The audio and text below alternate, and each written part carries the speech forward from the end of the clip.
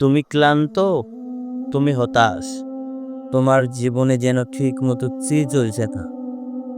তবু আজকে তুমি নামাজ ফেলে রাখলে, আসরে আজান শুনলে তবু খেলা ব্যস্ত ছিলে, মাগরিবের সময় ফোনে ব্যস্ত ছিলে।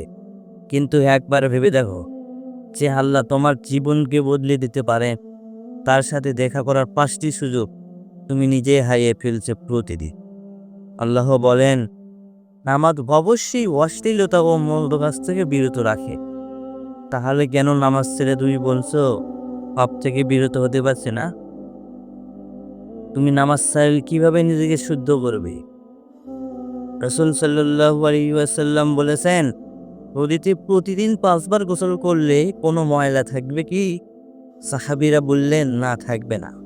তিনি বললেন, এটাই 5 ওয়াক্ত নামাজ, আল্লাহ এতে গুনাহ ধুয়ে দেন।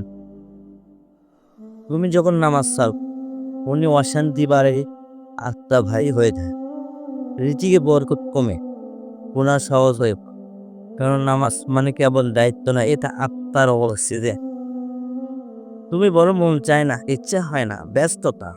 হ্যাঁ, হয়তো ঠিকই, কিন্তু জানো কি, যে ব্যস্ততার জন্য তুমি নামাজ ছাড়ো, সেই ব্যস্ততাই একদিন তোমাকে কবর পর্যন্ত নিয়ে যাবে।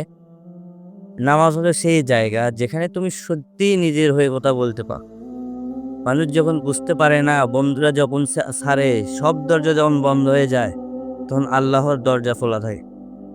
আল্লাহ বলেন, আমার স্মরণে নামাজ কায়েম কর। তুমি যখন সিজদা দাও, আল্লাহ তোমাকে শোনেন, এমনকি তুমি যদি কিছু বলতেও না পারো। নামাজ এমন এক জান্নাতি ডাক, যে ডাকলে মন হালকা হয়, চোখ ভিজে আসে, আর জীবন বদলে যায়। তাই দেরি করো না, কারণ কবর এসে গেলে আর কোনো সিজদা করা যাবে না।